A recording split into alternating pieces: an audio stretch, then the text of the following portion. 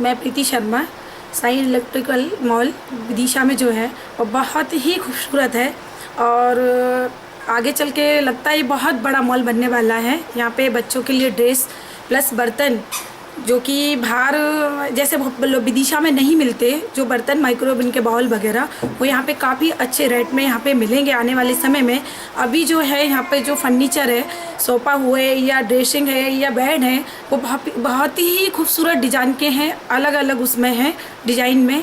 और यहाँ पर आके मुझे बहुत अच्छा लगा। यहाँ के रेट और यहाँ का अलमारियाँ और ये कई तरह के अलग अलग चीज़ें मुझे यहाँ पर देखने को मिली।